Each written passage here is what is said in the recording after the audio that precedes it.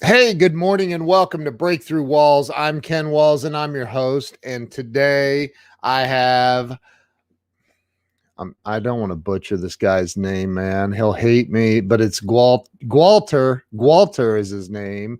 And we're going to have him on here in just a second. So stay with us and share this out. Share it out. See you in a minute.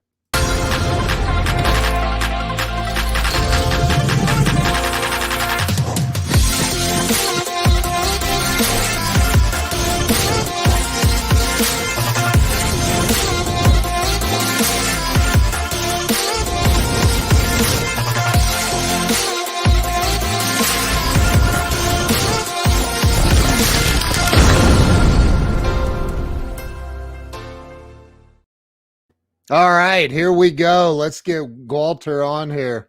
Dude, welcome to the show, man. Thank you, Ken. I love the intro, man. Grant Thank you. Cardone, you got some killers on here.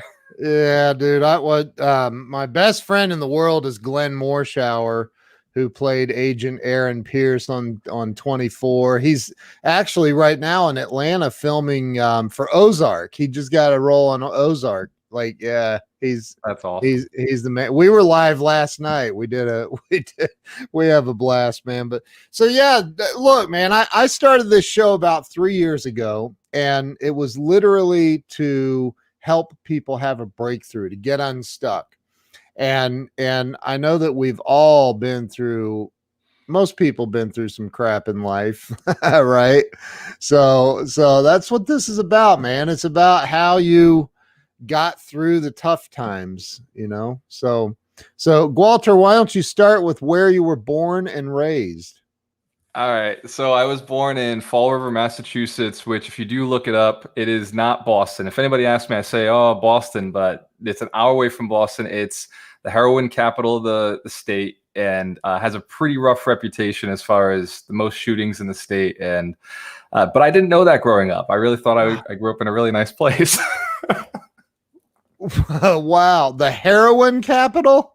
Oh yeah, there's a lot of reputation around Fall River, and we have the most corrupt politicians. It's I think we're on the come up, but our past mayor was recently indicted, and prior to that, the mayor before him, brandished a gun and ended up out of office. So we've removed our mayors twice in the city. We have another thing we're great at. So Wow. Sounds like a really nice place to grow up. yeah, it's where I started. So I started at the bottom. Now we're here. Nice, dude. So growing up, I mean, was it rough? Was it a rough town when you were a kid? I mean, So it was definitely rougher than it is now. And I wasn't allowed to go on the sidewalk. I wasn't allowed to leave the yard. I wasn't allowed to, ride my bike down the block. My parents were really cautious about everything. In fact, in the second grade, they pulled me out of school. They said, "We're going to homeschool you. This is just getting too bad." And they were concerned, and they were concerned about, like what was going on. So they decided they'd homeschool us, which, thanks, but that makes you really awkward and unsocial. So. yeah. Well, our daughter's homeschooled right now because of all this craziness going on. So, and she's missing her friends big time, man. So yeah, that sucks. So in second grade, so what is that, like 7 or 8 years old? Like, Yeah, man. And you were homeschooled the entire time then? Homeschooled my entire life, and then I went Wow. to college, and I only did like 2 semesters in college. Wow. But I turned out okay. I turned out a millionaire, turned out successful, but it was I had to work a little harder for it, Ken.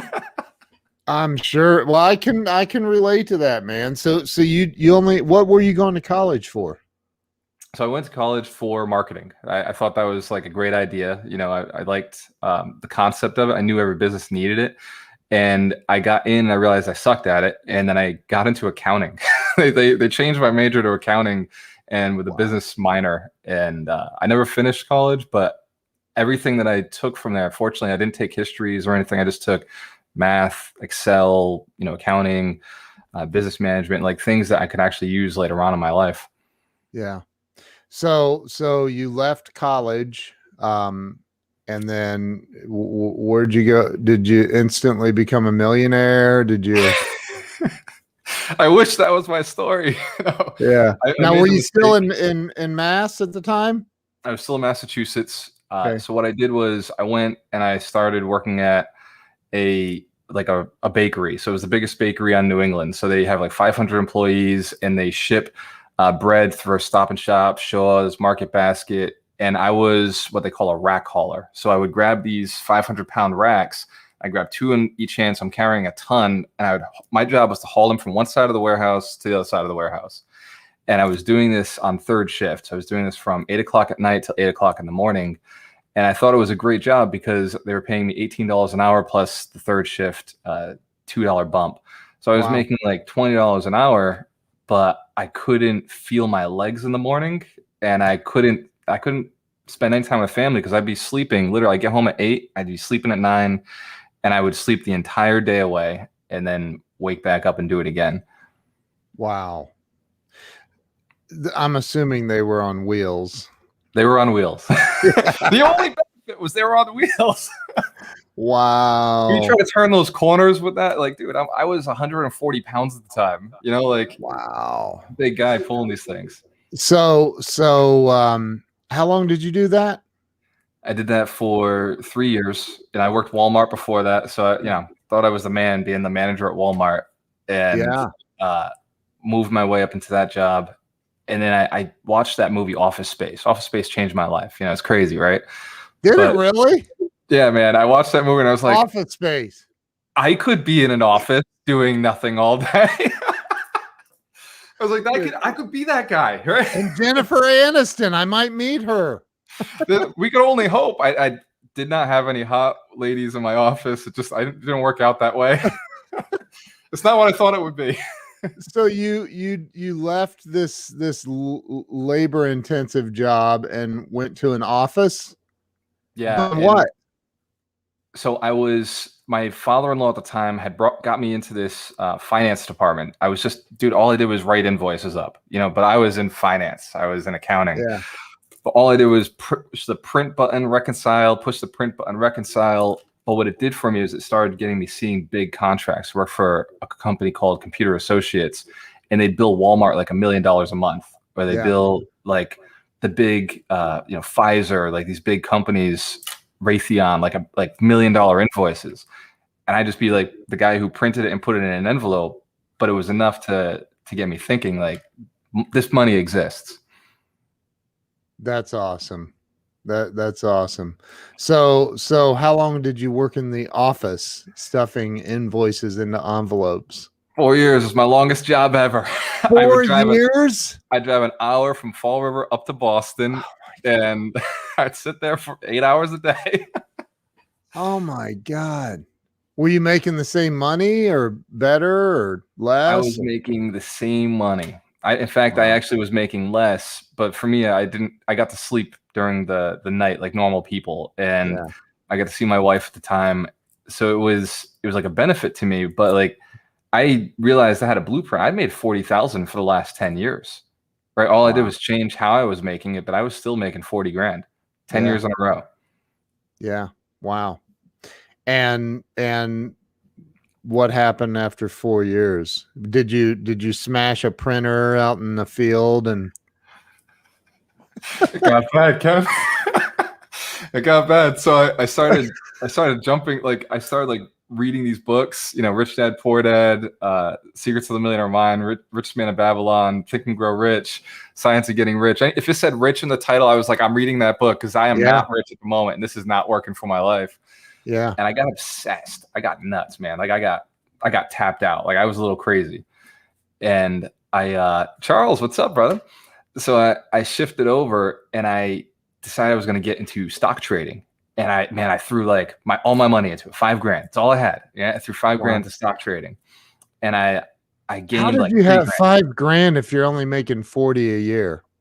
Well, I was living in Fall River where the average rent was $700. And commuting in.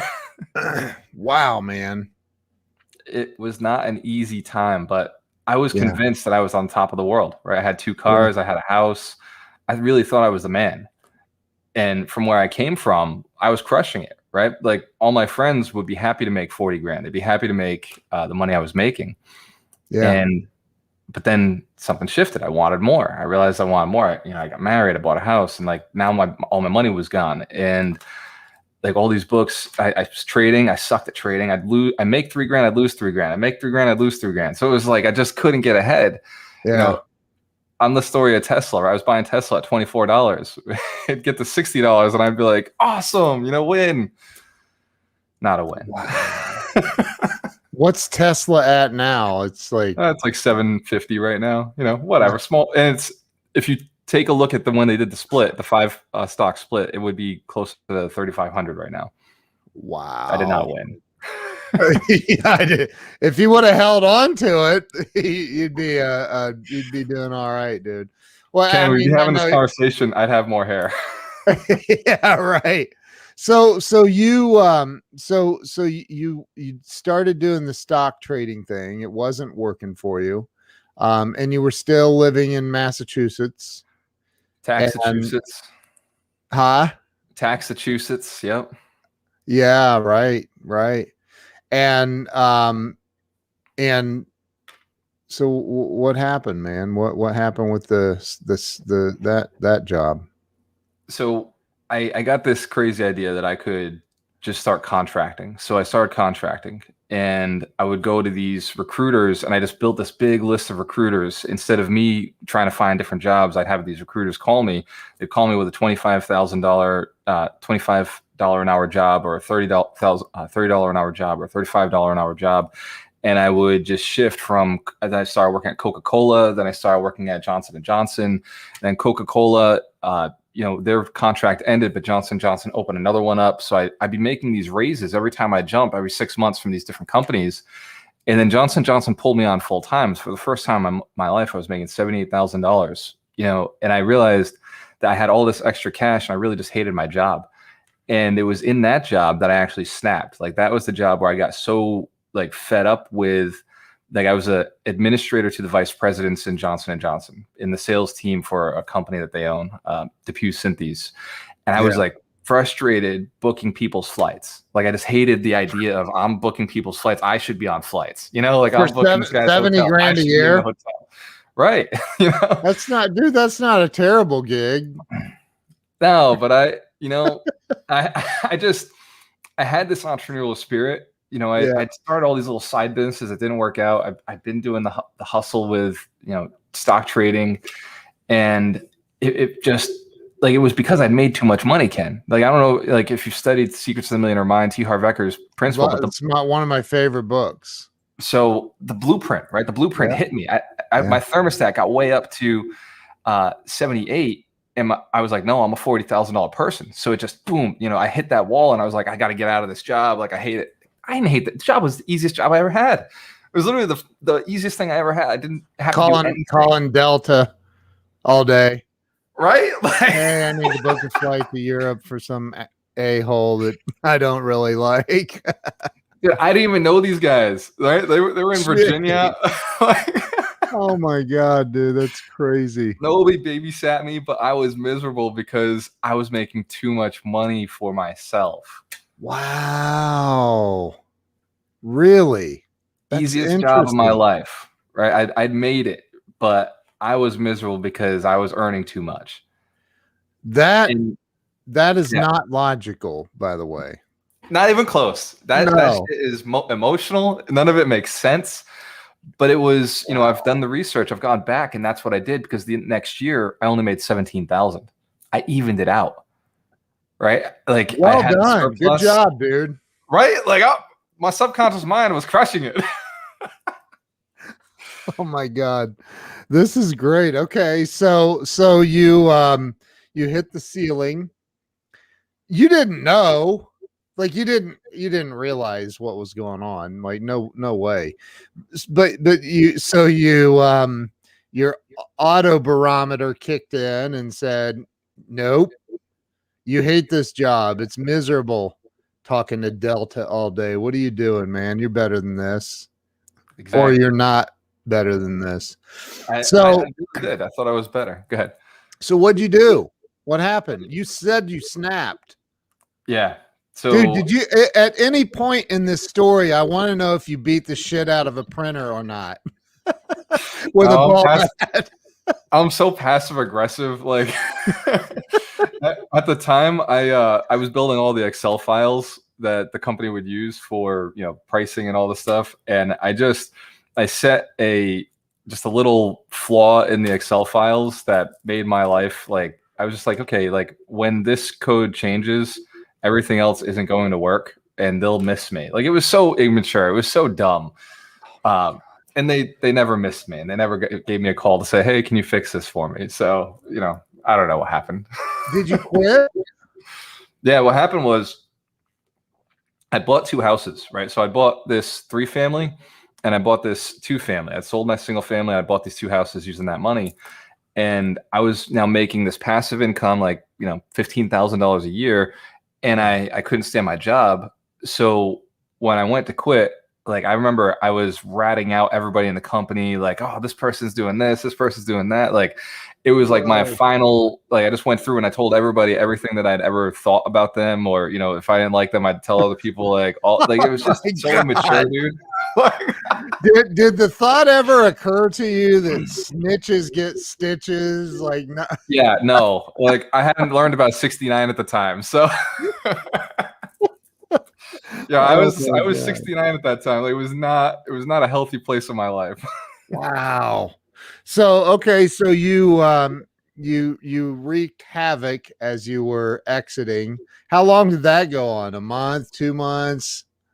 That was 1 day. That was just 1 day of hell. Yeah. I tore through the office. There's 2,000 people that work there. So I had, I had some time to take care of business. And I talked to HR. They were my starting point. I just ran the list, and then I ran through the rest of the company, got my chest off, got it all off my chest, and I got out. You just walked out. Yeah, but I remember calling my wife and crying, right? Because I was like, dude, I'm done. Like, I was emotional. Like, I was like, I'm fucking done. Like, I can't deal with these people anymore. Like, I'm out. And like, looking back, obviously I realized I was so immature. Like now I realize, like, I choose the people I spend my time with, I choose what I do. But at the time I felt like I was in a prison. I really did. I do it on and think, like, oh my God, like, this is hell. Like, I'm like a robot. How did I show up here again today? Like, I don't know what's going on in my life, but every day I get in the car and it brings me here. This is torture. Grant talks about that, we have a tendency of picking the wrong target when we're ticked off. A lot of people do, right? So we might be miserable and we blame it on something that has nothing to do really in reality with our misery. Right? Yep. So you leave. How old are you at that point? Like, you leave this. At that point, I was 28 years old. You were 20. 28. So I was 28. 28. Yep. Making $70,000 a year. Yeah. That's dude, that's not that bad. Well, from where flights, you were booking flights, dude. I made it, man. I made it. So here you are. Okay, so you're 28, and you have a duplex and a triplex. It sounds like. Yeah.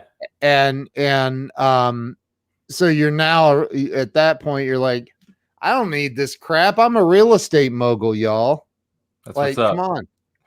So I built a wedding invitation business for my beautiful wife at the time, and so I was married to a beautiful woman. I had 2 pieces of real estate. We had 2 vehicles. I moved back to my hometown, so I was the king, right? I was doing really good. I had all this passive income. I had this high-paying job, and I was completely miserable, right? Like, the people in my city, like, were making $36,000 a year. That was the income.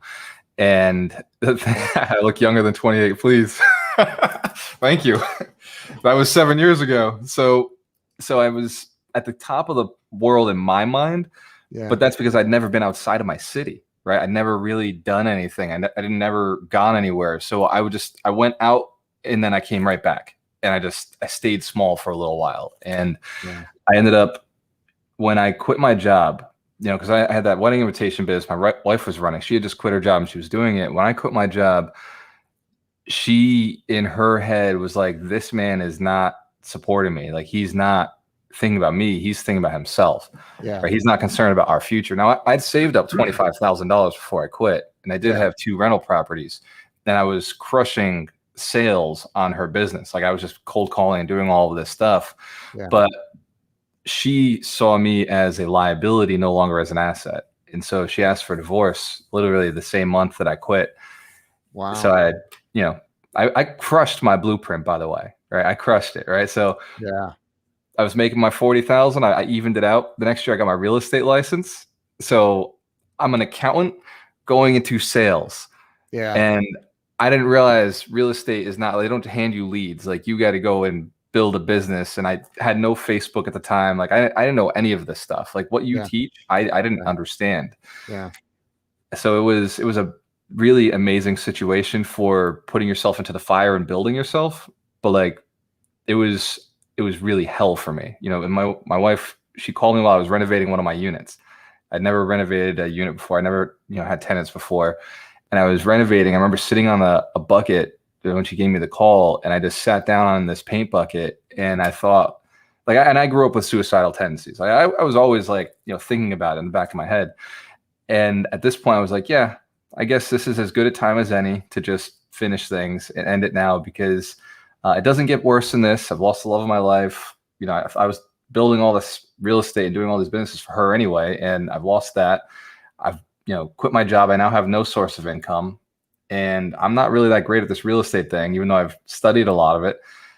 And, I don't really have a reason to go forward at this point. And like, it was such a traumatic experience just thinking about it. But we all have that one person. And for me, it was my brother. That first person showed my head, okay, no, I got to stay here. I can't take my life because, my brother, that wouldn't be fair to him. And then I put my dad in my head. And then from that point, I didn't really have much else. I thought of my uncle, my grandparents, and I was like, I need something bigger. Like, I need something to keep me here on this planet, because otherwise, like, I don't have enough. Like, these 5 people I thought of aren't enough to keep me here. And I thought, like, there must be other people who suffer like this. And even if there's one other person who's suffering, the trauma I'm going through, like, maybe I could teach that person. So if I could figure out how wealth works, if I could figure out how relationships work, if I could figure out how to mentally stay happy at all times, then I could go out and teach somebody one day. And then I remember vividly walking across the kitchen, looking out the window and saying, like, to myself, and just knowing I'm going to own all of these houses that I can see. And that'll be the trigger. When I own these houses, I will just teach people. I won't be that stuck up landlord, because I couldn't find a mentor. Like, nobody wanted to teach me what I was doing.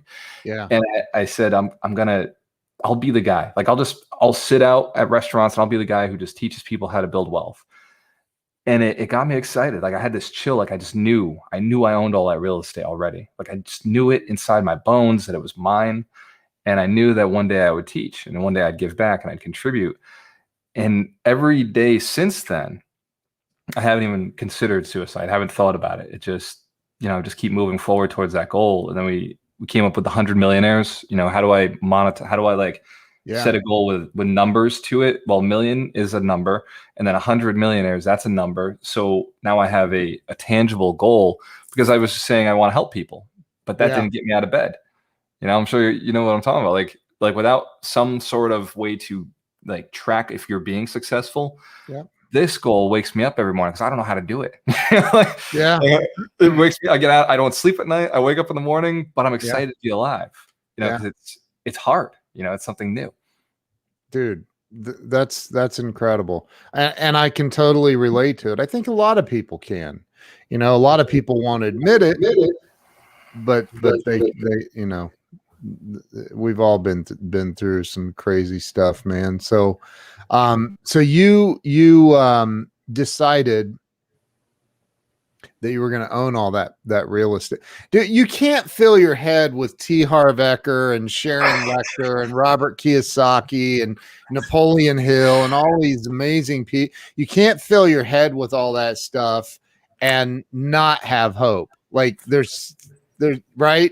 When you're filling your head, it's the Geico thing, garbage in, garbage out. When you're putting positivity in, man, Anything's possible. Anything. So That's the truth. so you at that moment, and you were in the house that you were rehabbing, you said. Yep. So you look out the window, you see all this real estate. I'm going to own all this. And where did things go from that day forward for you? So I had 2 houses under contract. Obviously, I lost those contracts because I just quit my job, and my wife wasn't going to co-sign on those. So those contracts fell apart, and then a year went by. I made 17,000 that year. Right. I wrote the book Broke to a Quarter Million. This is my broke year. Right. The point is not to work to generate income, but that was the broke year. And for a year, I bought no real estate. I sucked at sales, but I went to the gym every day. I went to the gym every day for 6 hours a day. And I would just talk to all the biggest guys in there and talk about real estate and, how to get in shape. And what they taught me was discipline, like consistently. Like I see a big guy in the gym, be like, hey, what tips do you have? Like, show up at 4 o'clock in the morning. I see another big guy in the gym and be like, hey, what tips do you have? And he's like, show up at 3 o'clock in the afternoon. I'm like, all right. Like, I see another big guy and I'd be like, hey, what tips do you have? What do you eat? Like, and he's like, show up at 5 o'clock in the afternoon and in the morning. And I'd be like, showing up at 4 and then 5 and then 3. And these guys would just put me through a workout. But they talk the whole time, like the mindset. They were bodybuilders. Like they did shows, like, and I was just looking for something to hold on to, like something for me to like grasp onto at the time, because I had nothing, and I needed an obsession. But I knew if I didn't choose this obsession, I would choose something dangerous for myself, and at least this would put me into a healthy state, and then I could figure it out from there. And like these guys held me accountable, like they just kept me going, and they put discipline into my head. And appreciating and enjoying the grind and getting, just showing up was enough. And then once you showed up, well, why not do a little bit more? And then once you got 10 reps, why not push 2 more? And like this principle of push yourself a little further, just get to the next step. Don't think about it too much. Just get to the next step. And like that really started to help. And, but I was talking about real estate. They'd ask, what do I do? And I just talking about real estate. And I started buying real estate for investors. I started helping them invest because I had 2 houses. I felt comfortable with investors. My USP when I worked at Remax, they said, what is your unique selling proposition? And I was like, I make good people good money. And they told me that was a crap idea, right? They're like, that's terrible. That's not going to work. Right. I was so arrogant that I didn't care. I was like, that's at this point, like I should be dead. And so since I'm here, that I'm just going to do what I want to do. I'm just going to help good people make good money, and that's what I started doing. And I built my business in the gym, and I built my business around bodybuilders and people who wanted more in their life, motivated people who were like improving their lives. And I'd help them buy real estate. And I would find out these guys already owned real estate. They were just, buying a little bit more. And it kind of inspired me to get to that next level. And that year I didn't buy any real estate, but next year I bought 3 houses because I built up income. I built up knowledge. I even did a subject to existing financing. Like I found a way I was reading Bigger Pockets and all these mentors were telling me you could do this, you could do that.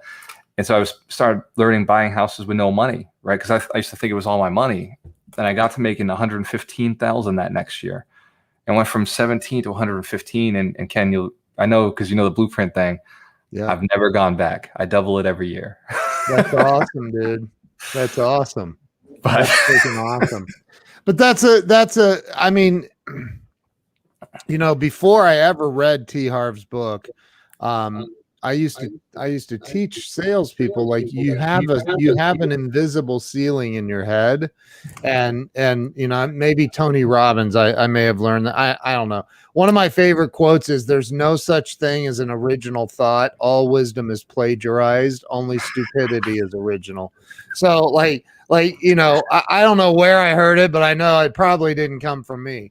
But like we have these ceilings. And once we hit them unconsciously, it's very, very difficult to bust through that ceiling. Especially if you don't see it. Right.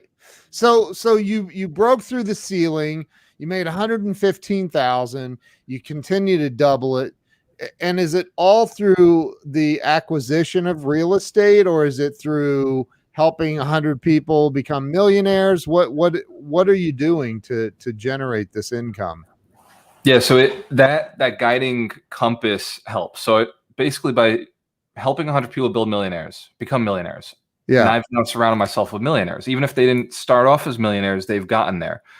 And so when I got to the point where I ran out of cash, because this happens every year a real estate investor will run out of cash because this is the first thing we do with cash is put it back into a deal.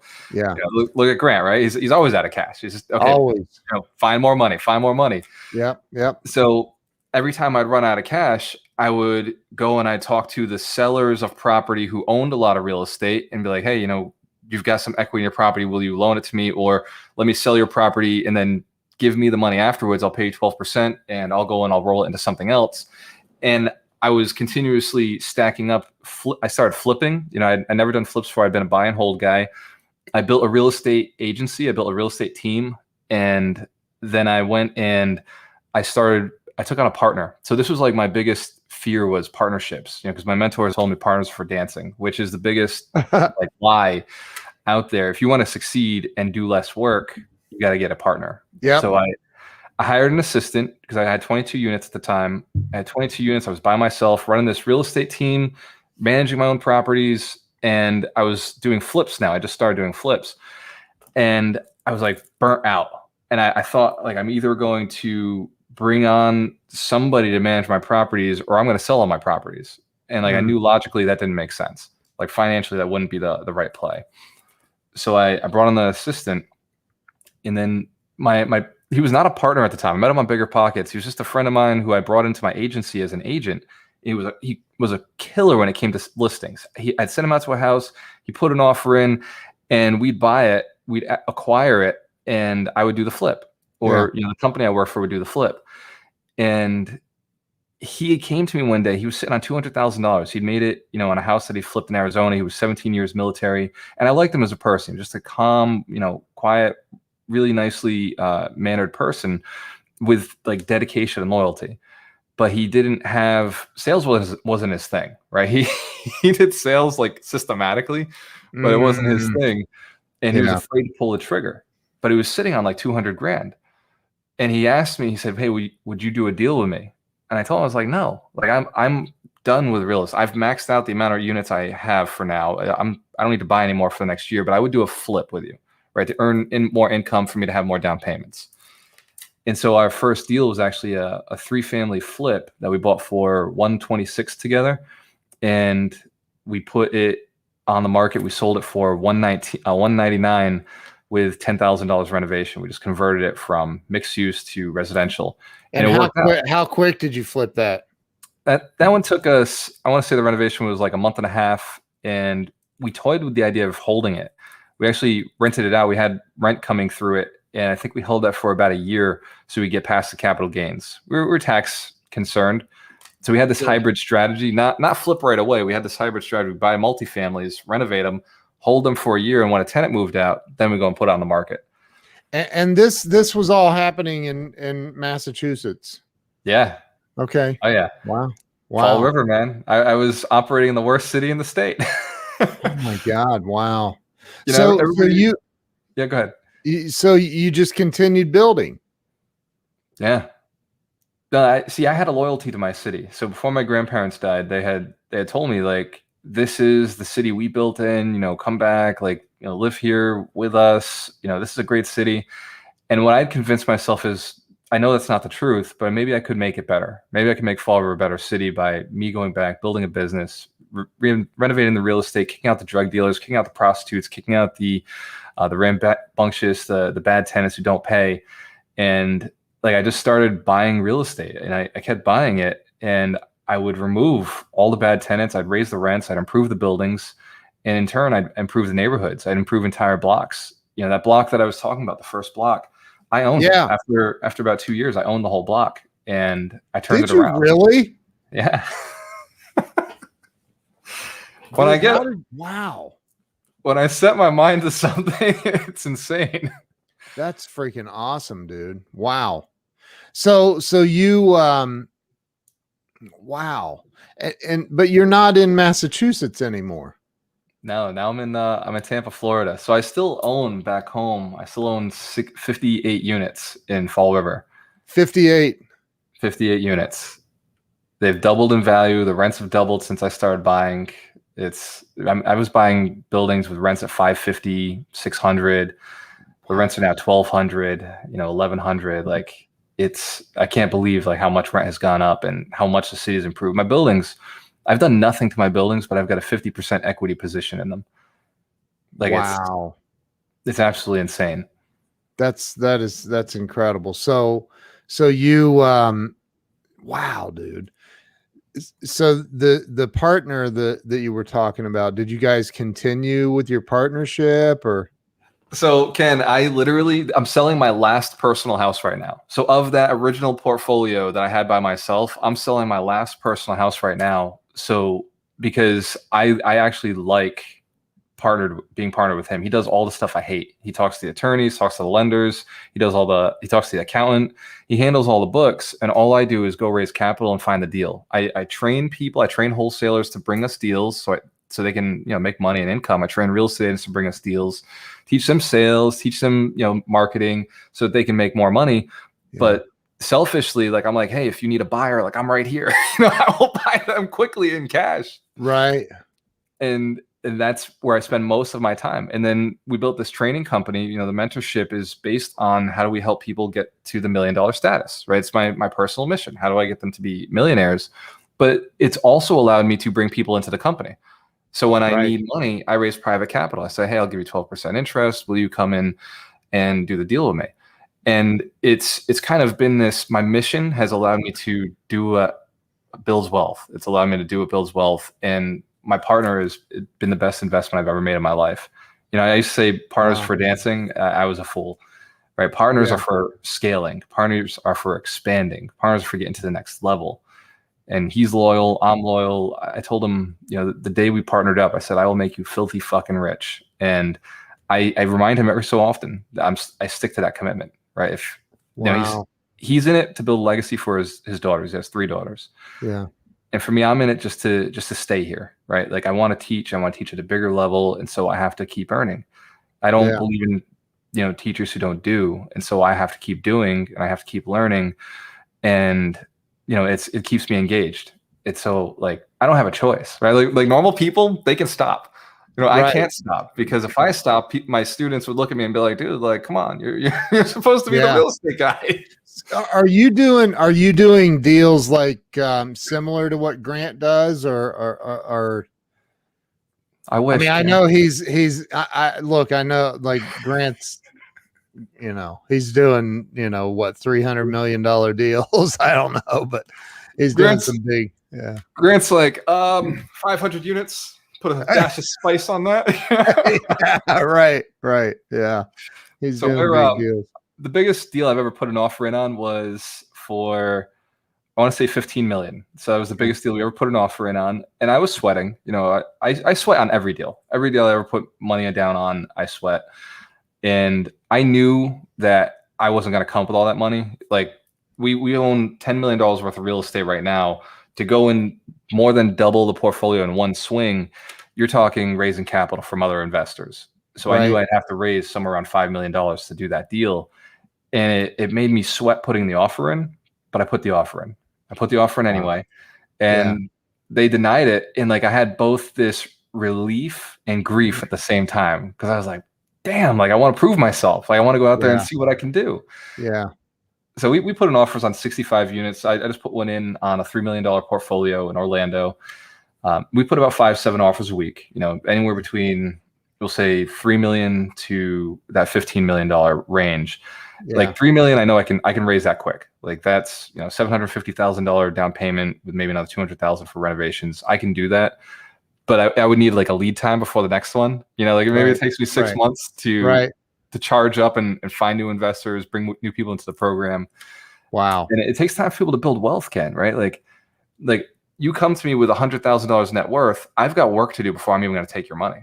Right? Like I've got to get your net worth higher before I feel like Grant says ethical and moral about taking your money. Because I can't take 50 if you only got another 50. Like you need that money to keep rolling a couple times. So I've got to age my students. I've got to take that. I gotta be willing to put 2-3 years behind them before they can reinvest in our deals. So, there's this constant fill the funnel as soon as I can, put as many people through the program as I can, and then stay with them as long as it takes until they're able to reinvest. So you keep talking about students. I mean, do you have like an online training platform thing that you do? Yeah, we have ibuildmillionaires.com is inside of it. There's a 52 weeks to wealth. They're the 52 wealth principles, and you'll recognize a lot of these, right? Because you've read all the books, right? I got 350 books that I've read. Yeah. And what was it? Napoleon Hill had the 16 or 17 laws. T. Harv was talking about 17 principles, 7 habits of highly effective people, the 6 laws of gold or the 7 laws of gold, right? Like there's all these different principles and rules and laws, but if you distill them down, there's about 52 minors and micros, right? Like big ones that everybody agrees on, like Think a Million, right? Grant Cardone. And then there's like smaller ones, like the whole point in building a business is to sell your business. You don't build a business for cash flow. You build a business to sell the business. And Sharon Lecter. Purpose. Go ahead. I said Sharon Lecter. She talks about that. Yes. She's been on she's a friend of mine. She's been on the show too. She's amazing. So and in fact, I just had her on Amazon. I'm an Amazon influencer as well. And so I had Sharon, she just wrote a book called Exit Rich. Like that's the point, right? Right. I mean, why exit broke when you can exit rich? That's the whole point. Ken, you're a player, man. You're hanging with the right people. Have you read Science of Getting Rich? Wallace D. Wattles? By Wallace, yeah. So he says this, focus on the best, surround yourself with the best, and you'll become the best. You've done that. Dude, Mark Victor Hansen, #1 best-selling author on planet Earth. Him and his wife are friends of mine, and I spoke. We talk or text almost every day or every other day, and it's like the other day this realization, because I didn't graduate high school, man. I walked out my senior year and said, "This is bullshit. I'm out of here." And the other day I was like, I cannot believe some of the people I talk to every day. Like it's crazy, and people need to realize that. Man, who you're like I grew up in a similar area as you. Look, Glenn Bill's on here. Do you know who this guy is? He's one of the top EXP dudes in the world. Like that guy's, and he's a buddy of mine, a really good friend of mine. So like, EXP. That's right. So I see all these people. I talked to Don Hobbs yesterday, who's a monster, right? And so you got to get around the right people, man. You got to get it. You could be the brokest dude on planet Earth. And here's what's really cool. And I think that right. You could be the brokest. You could be making less than 17 grand a year.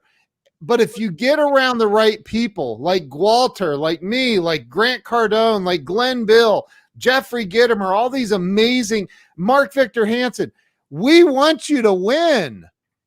Like, and people will actually help you come up, but you got to have the right attitude. You got to be putting the right information in your brain. Am I right?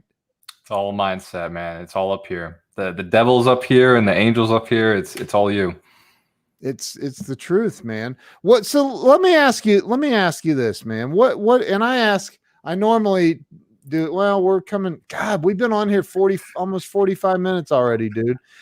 What do you think? And I ask everybody on the show this question. I can't wait to have Tony Robbins on and ask him. So what do you think the #1 thing is that it stops people from true financial wealth or success? And #2, what stops them from experiencing real freedom and joy in life? And I do think those two things are related, by the way. So, I'm curious. What's your #1 answer? Is fear. So you got to do better than that. Yeah, no, I can't use that one because what I discovered is it's something different. right? People just don't know what's possible for them. You can see a rapper on TV with all the girls and the cars and the money, and you can see Grant Cardone with the jet, and you can see, you know, people out there doing things. But until you've been there and physically touched a jet, until you've touched a Rolls Royce, until you've, you know, been at a party where the girls were half naked, until you've seen somebody, you know, throw $10,000 on black, like, you just don't know it even exists. This was my problem. I grew up in that city where I didn't see money anywhere. I had no clue that there was more to make. And I took a trip to Las Vegas. This is what made it more possible for me. Was when I got there, I saw the buildings. I saw everybody drove a Lamborghini. Like, it was just like, oh my God, everybody drives a Lambo. And I saw all the money, and I saw the potential. And then I thought, okay, well, they're not like me. They're not from the same city as me. They clearly just came from money and had opportunities. And I got lucky enough to have a conversation with a gentleman who had, you know, a lot of money. He was very successful. He pulled out of a Rolls Royce, and I just asked him, I had the guts to do it. And I was like, hey, you know, how'd you buy that car? And he said, I built a business. I invested in real estate, and that allowed me to afford not just this car, but a lot of really nice things in life. And he told me, he said, it's not about how you buy the car. It's about what you want in life, knowing what's possible for you and going and getting it. And then he told me, he's like, anything you want in life is possible.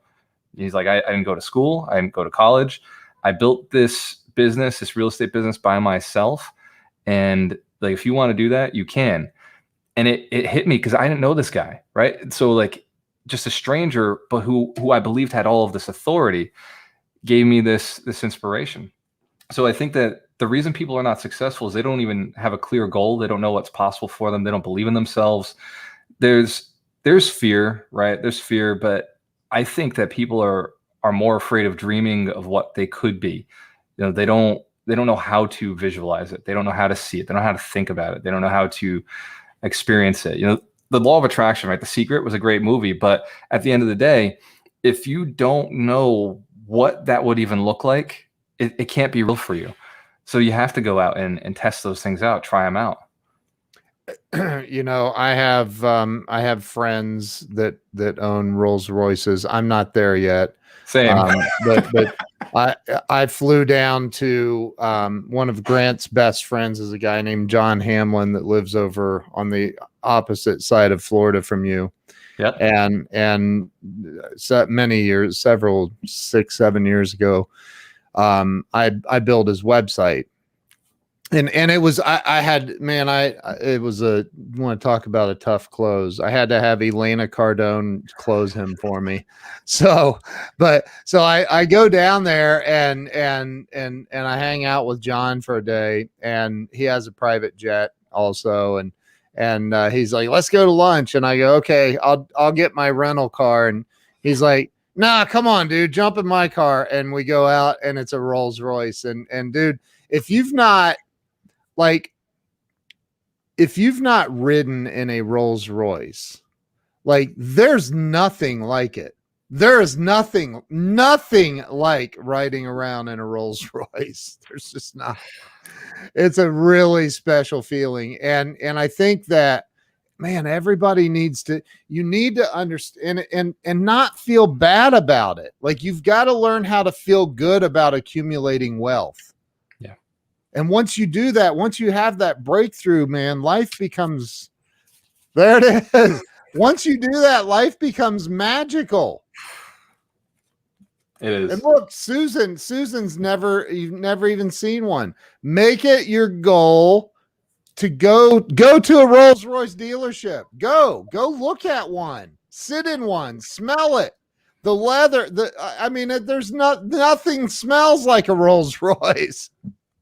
These cars are designed for, like, just to empower the driver. Like, they're designed to make you feel better. It's like a woman walking around with a Coach purse. You just, like, the purse is not functionally better. It just is designed to make you feel like you've accomplished something. And when you sit in a car like the Rolls Royce, or, you know, my first really luxury car was a Lamborghini, and I sat down in it and I was like, I cannot believe just how different this is. It's not comfortable, but it's powerful. Yeah, it is powerful and it's not comfortable. They're very, very uncomfortable. But you can learn to get comfortable in a Lamborghini, man, right? So Anyway, I'll tell you there was a day years ago. My wife and I had just opened we had just met, and we thought, it'd be a good idea for a new relationship to be in business together and go open an office, man. And so we opened this office, had some employees, and then she, we had our daughter, and so I was at the office, had a handful of employees, and this dude that worked for me, way bigger than me, I'm on a call, and he comes in one day and he says, "Hey man, there's some dude looking in the windows of your SUV out in the parking lot." And I go, "Why are you telling me this? You're bigger than me, dude. Go tell him to get the hell out of here." He's like, "He's got it blocked with his tow truck." I'm like, "Oh, no. And apparently the bank likes it when you make your payments. So, so, but see, everybody else was getting paid except for us. And I remember, dude, that day, I can remember it being like, man, the humiliation, the pain, the fear, the judgment, the fear of judgment, all of that just overwhelmed me. And I remember thinking, what's the point of being here? What is the point? Like, I'm working my freaking butt off, and I'm watching a guy. You can't talk him out of taking your car, by the way. It's not possible. And so I remember, like, just being completely humiliated. And I think in the last year and a half, a lot of people have, suicide rates went through the roof, man. And, a lot of people feel like they're barely hanging on. And, what do you say to the person that's where you were when you thought about suicide? What do you say to the person that's barely hanging on to life, man? Maybe their car just got repoed and the electric's getting shut off tomorrow. Maybe, everything's going wrong. What do you say to that person to help them through to the next moment?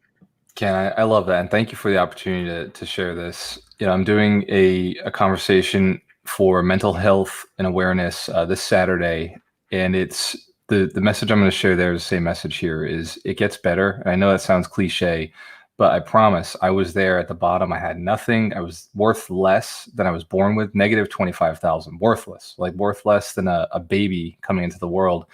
And what I'll tell you is that it does get better. I mean, you can change. You can be whoever you want. I don't care what your situation is. I don't care what you think those relationships in your life matter. If a relationship is hurting you that much, you can cut it off. I have changed all of my friends. I have changed all of my relationships. I have restructured the relationships in my family. You can change how your family perceives you. You can change how your friends perceive you. You can change the activities you do every day. You can change your body. I went from being 140 pounds, scrawny, not athletic, to 188 pounds, all muscle, in best shape of my life. The woman I'm with, you can change the spouse if you believe your spouse is the wrong spouse. You can change your love. You can 5 love languages. You can change the relationships.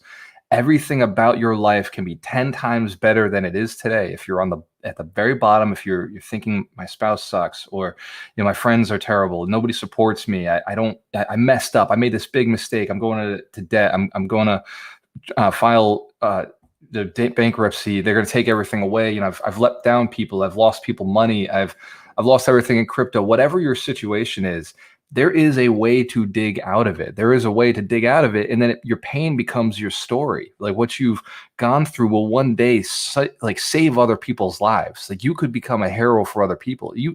All you have to do is be your own hero today. But one day, whether it's 5 years from now, 7 years from now, 10 years from now, you could be the hero in somebody's life if you just stick around. And that's important. Because without people like you, without your story, your special, unique situation, I was on a call today with a woman who got raped, and she said, you can never understand it. And I told her, you're absolutely right. But the people who have been through your situation, you're the only person who can connect to them. I can't do it because they're not going to listen to me, but they'll listen to you. And so that's, you got to stick around because it's more than just you on this planet. There's other people who need some help. Wow, dude, that's powerful, man. That's powerful. Susan said she's crying. That's amazing, dude. That's amazing. I genuinely appreciate you. I'm gonna pull a Grant Cardone, man. I'm gonna ask you a question Grant would ask. What's your net worth, man? Net worth off the top of my head is, hold on, I got the spreadsheet right here. He said, I got the spread. I don't need to know. I'm just playing. I know I love it, man. I look at it every day and it's part of my community. I tell everybody my net worth today is $2.36466 million. So we'll say just under 2.4. It fluctuates. I'm in crypto and stocks, so it'll go up to 2.4, 2.5, but I'll be at 5 million by the end of the next 10 months. Just a couple of real estate deals. I got to pick up another 750,000 in crypto, 2 million in real estate, and double my business to get another $250,000 out of the business. So it's well done, dude. I'll just do it. Yeah. Well done, man. That's freaking awesome. Good job. And show your book. I'm going to give you full screen one more time. Show everybody your book again. Broke to $250,000 right there. Broke to $250,000. Gualter Amarelo. Did I say it right? Gualter Amarelo, you got it, brother. Hey, as long as you call me Ken, we're friends for life. You can mispronounce it the rest of your life, brother. It's all good. We can't all be blessed with Ken Walls as a name, right? Breaking through walls. That's right. That's right. What crypto are you buying? Joe wants to know. Awesome. So please do not do anything that I've done. I buy way before it makes sense for you to buy. And I'm in Doge, I'm in ETH, I'm in Bitcoin, I'm this platform called Cub Finance where I'm getting a 300% APY on DeFi fields, yield farming.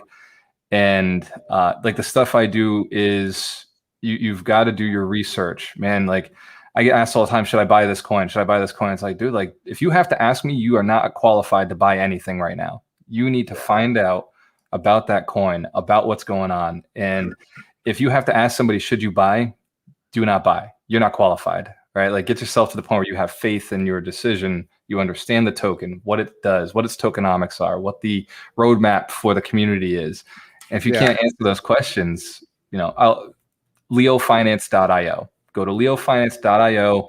I blog there. The Crypto Cat blogs there. Like there's some really cool people who put a lot of really good posts on what we're doing and the fundamentals behind things. But if anybody tells you to buy a coin, do not listen to them. Go and research the token. Figure out what's behind it. Figure out the fundamentals, the utility behind it. Do not make mistakes in this volatile market. Joe said, I've been buying nickels for 10 cents. Is that bad? Hashtag winning. Yeah, right. It might work out one day. Who knows? That's funny. Well, hey, dude, first off, what's the best place for everybody to follow you on social? GualterAmarelo.com. Sorry, not .com. Facebook. I crush Facebook. I crush Instagram. It's Gualter Amarelo. You can go to my 52 Weeks to Wealth at ibuildmillionaires.com, and you get me live every week. Every week I go on live Saturday at 10. I'm on Instagram. I'm on TikTok. Ken, are you on TikTok? I'm on TikTok, dude. Yeah. Hell yeah. All right, I'll follow I have you. over 100 videos on TikTok, man. Bro, I gotta catch. You're like Gary V, man. You're like crushing it. My 10-year-old daughter has 12,000 followers on TikTok. All right, she's doing better than I am right now. I know, man. It's crazy. She's doing better than I'm like, you got to be kidding me. Yeah, it's crazy, dude. But anyway, so I'm sure all your social media is on your website. If not, we need to have another talk. Yeah. You know a good developer? Yeah, I might. But I've been doing it 27 years. So yeah. But look, man, I genuinely appreciate you. I think your story is absolutely phenomenal. And Ken is the king of I own the king of TikTok.com. I bought the domain. I had hopes and aspirations, but anyway, bro, you're amazing. Thank you. And I think it was Charles that introduced us. Charles Right? Coach. Charles Coachman, my brother right there. I appreciate the introduction. Thank you. And Gualter, thank you so much for being here. I'm going to end the live stream now, but thank you to everyone who watched and shared this out. The numbers are just, Facebook is killing me with this shadow banning crap. I don't know what they're doing, but hey, share it out again if you already shared it. Thank you all. Appreciate you. And Gualter, hang tight. I'll be right back. Thank you guys. Have a great day.